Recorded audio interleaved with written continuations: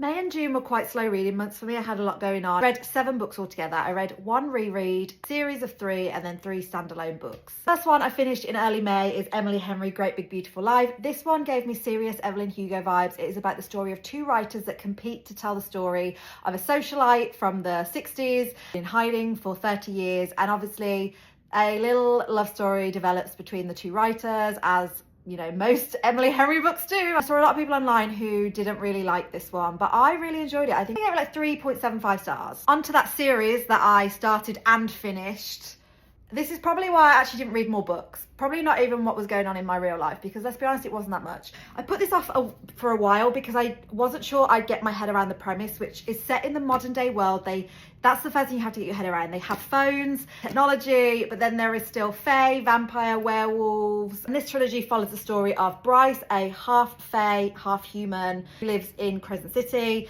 And it's all about kind of bringing down the institution, as most of these fantasy books are. Highly recommend. Really loved the love interest as well, Hunt. I think he bounced up my top book boyfriends list. I think I gave this series kind of 4.5 stars. The next book was very kindly gifted to me by the publisher, and it is Ride With Me, which is an F1 romance. Love F1, as you know. I love an F1 romance. This is my favorite one I've ever read. Till this point, it was probably Throttled by Lauren Asher, which I know is not the best written book, but the vibes are.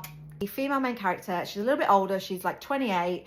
She is successful in her own right, she's an entrepreneur, she don't need no man, and yet she finds a very good looking, very lovely F1 driver on a joint hen and stag do. I really loved it. It was good vibes. It starts at the Vegas Grand Prix, it moves through the calendar, it moves through the off season. I it 5 stars for me for the vibes. And out of all the F1 romance books I've read, I feel like Simone captures the essence of the Formula One calendar. Don't need it to be totally on point, but I do need it to be realistic for me to enjoy it. Otherwise I kind of get taken out of it a little bit, because I do know the rules of that sport quite well. Final book I'm not even sure I have the words for, and it is Taylor Jenkins Reid, Atmosphere. This is the story about an astronaut named Joan and her love of all things space, and about her getting her job at NASA and her falling in love. And that's not a spoiler, it is called a love story. Taylor Jenkins Reid has this ability to make you fall in love with characters very easily. Her characters are, even when they're not likable, you care about them.